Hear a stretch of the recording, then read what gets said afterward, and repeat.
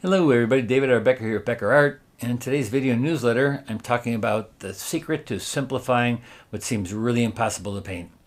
What do I mean? It means that a lot of times students come up to me with photographs that seem very impossible to paint. They come up and say, hey, look at this painting, but I don't think I want to do this one because there's so much stuff in there, and if I would do it, how could I paint this? And so I tell them, yeah, everything's paintable, and what you have to do is basically simplify your value pattern. It doesn't matter about the detail, it matters about the large areas of value that make it simplify it. Like when you see a image of something like this right over my shoulder here, if you see a painting like this and you see all these rocks, they could be like buildings or anything that has a lot of something in it. Like look at all the rocks and boulders in there. Look at all the trees. Look at all the leaves. I mean, there's a million leaves in this picture. And so they're thinking, well, if I paint it like this, how do I paint it? And I say, well, for first off, you have to simplify the value pattern. You can do all the detail you want, or you can simplify the detail when you're painting process, or you can do hyperrealism and put every one of those in there. Either way, you first have to find out a good composition. And is a good composition because of the colors or the value pattern? And usually as an artist, myself, a watercolorist, really looks at the value pattern. Simplify the value pattern and I'll make this very simple, and then you can decide on how far you want to take it with simplicity or a lot of detail. And so what I do first is I take an image like this and look at it, black and white, colorful one, and I look at the values, and I look at by squinting my eye, I look at the values.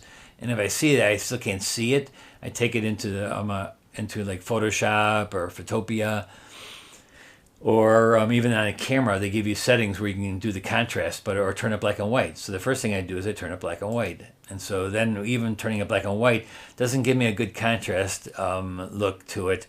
And so then I squint at it and I kind of can see there's a lot of middle tone in there. So I want to see the middle tone as the light area and what it leaves as the dark area. So I take the middle tone and I put them contrast on the black and white, and then it looks like this. And it almost gives me a good area, if I squint now, to see what's light and what's dark. But it's still pretty scattered. There's a lot of scatteredness to the light and dark pattern.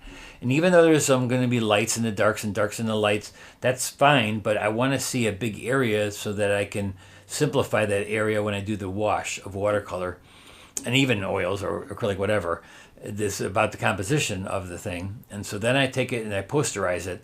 And posterizing eliminates all the little details that are the leaves or the rocks and stuff. And so I go like this, and I put a cutout, I think it's called cutout filter on it. And I could even make it more black and white and just get rid of some of the details. And even this was not enough. And so I thought to myself, well, I gotta figure it out even more. And so I eliminated things that were details. And also I thought to myself, what's a good pattern here now? Like I'll see all these lights and darks and lights and darks, lights and darks, lights and darks. And this big dark here kind of goes right into my light area. So I decided to take those areas and just eliminate them and make them either black or white. Just decide on the composition. So then I just did this. And now I have a big area of light and dark, where this is my light area and both sides are my dark area.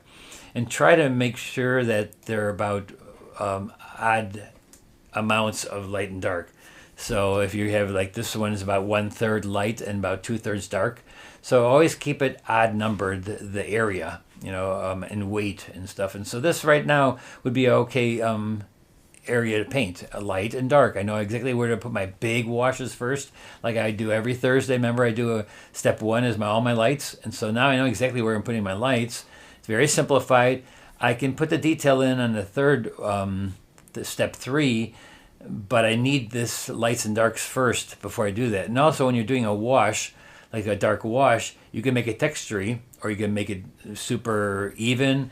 And that all depends on your style. What kind of style do you have? Do you keep things really simplified, or do you keep your hyper-realistically, go in there and do everything? But this part is part of the composition, and so you would still do these composition of the lights and darks. You would still do the lights like this and the darks like that, because that makes for a good composition, not so much about a good copying the photo to making a good photo. If you're doing hyper-realistically paintings, yes, you have to have a good photo so that it looks like a good painting. And that's then going to be part of your taking the photo as a photographer, that you get it to look really good. But as an impressionistic painter, I do this. I make it black and white, and I figure out the pattern of between my value pattern, my lights and darks. And so then I go back to my color version of it.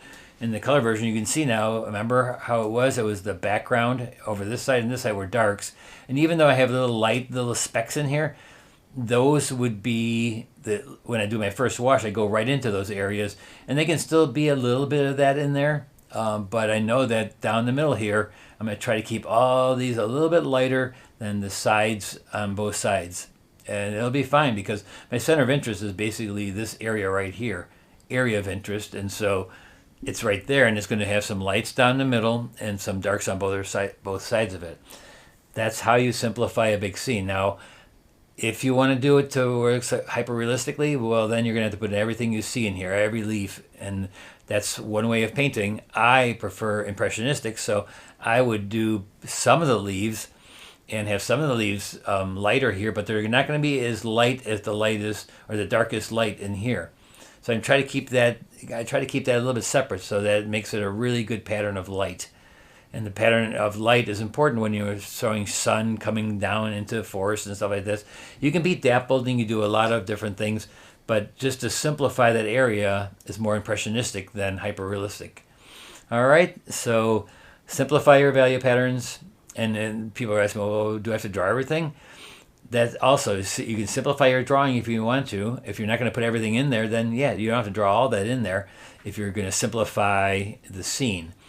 And like this area here could be all, you don't have to put as many trees in there, or it's definitely not as many leaves. If you're doing hyper-realistically, though, you have to put in everything when you're drawing.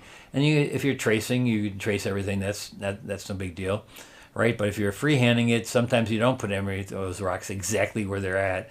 And so you simplify and you do an impressionistic painting instead of a realistic one. All right, hope that explains a little bit how you take a very complicated subject matter and simplify the value pattern, and then simplify the amount of items you put into the picture then too. Like you don't have to put every one of those rocks in there. As long as you have a few, understand your mind lets the viewer know, you notice that, yeah, those are rocks. You know, if you have one or two, you don't have to put every single one of them in there to have the area look like a bunch of rocks. And same thing with the leaves. You could put fewer leaves in there, and then everyone know this area is all of leaves. So simplify your value pattern for composition purposes. And we'll see you on Thursday. We're going to be doing a very simple composition between boats and water. All right, we'll see you then. Bye-bye.